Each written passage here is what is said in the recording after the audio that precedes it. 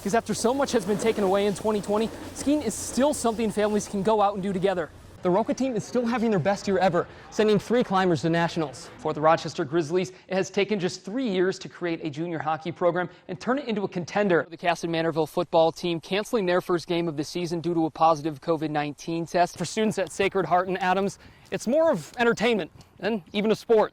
With Super Bowl winning coach Gary Kubiak joining the franchise as an offensive advisor this season, there is plenty of potential for Cousins. It's double trouble coming out of the U-House, with Mandy's younger sister Abigail also making the U.S. Youth National Team. With a wingspan of nearly 6.5 feet, it's not just her offensive game, she's become one of the premier shot blockers in southeast Minnesota. While in-person throwing clinics offer a more direct experience, these virtual lessons bring with them new opportunities.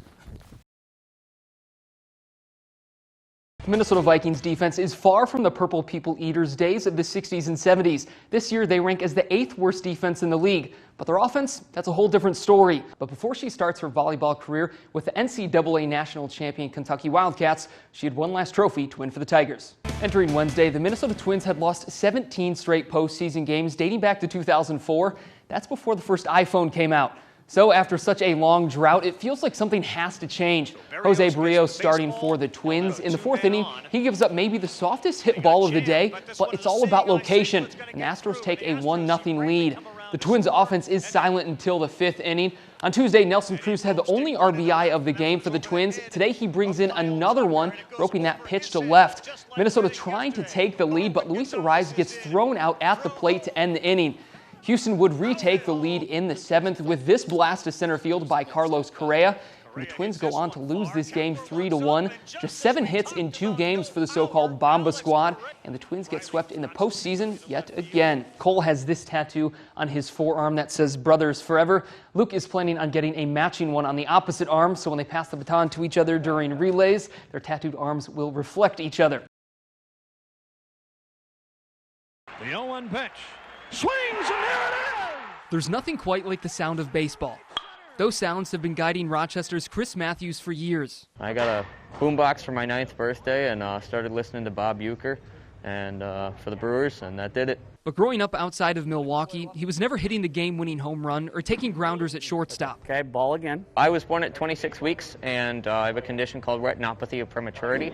Essentially, if you think of your vision as a movie screen, my movie screen is made of tissue paper, and someone came and poured a bunch of water on it, so it got torn and all messed up. Matthews missed the experiences that so many take for granted, Little League games and playing catch with friends. You know that scene in The Sandlot where we hit the ball over the fence and the game's over?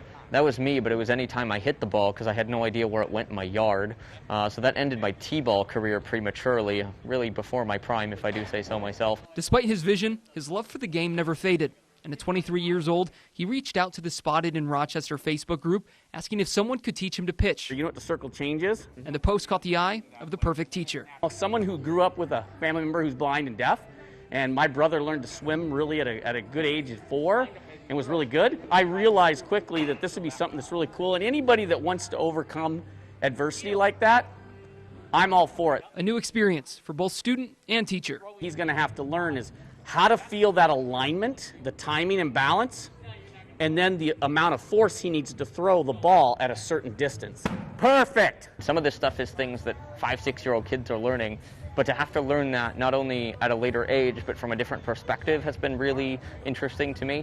There you go. Matthews is proof that the only limitations are the ones you set yourself. I think what you realize is anybody that has challenges in life can overcome them. And sometimes all it takes to move past those limitations is asking for help. Having the experience of reaching out and people just overwhelmingly being willing to help and make this happen, this is something that you got to do. You got to reach out, see who's around that can help, and let that happen. I mean, community is a great thing. In Rochester, Garrett Short, ABC 6 News.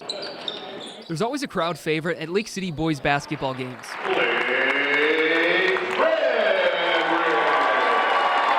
Frederick was one of 3 athletes honored for senior night on Thursday. He's been the heart of Tigers basketball the last few years and has earned a special nickname from head coach Greg Berg. I call him Lucky all the time, and why do you call me Lucky? I don't know, you're a lucky kid. I'm a lucky guy for knowing you, and you just bring a lot of positive energy to everything that you do. After spending time on junior varsity, the coaches wanted to do something special for him for senior night. As an avid sports fan, Frederick has always been captivated by professional athletes signing contracts. So they gave him one of his own to bring him up to varsity. We made a big deal out of it because Blake has such an impact on all of us. Thursday was special for Frederick, getting to put on a jersey he's always dreamt of wearing. I got number 13 tonight in my basketball jersey. I just can't wait tonight. I just can't wait. We're going to win this tonight. The Tigers have won conference and section titles the last few years, but as a coach, it's not just about wins and losses. But we're also trying to really build high character kids and people, and so a kid like Blake maybe doesn't have the same skill set as some other kids, but he brings a lot to a team, and we all have a role, and we all have a way of fitting in a team. Coaches can coach skill, but heart is something that can't be learned. Luckily, Frederick has plenty to go around. You have kids like that, and they just make the world a better place. They make our school a better place, and they make other kids better people because they see that energy each and every day.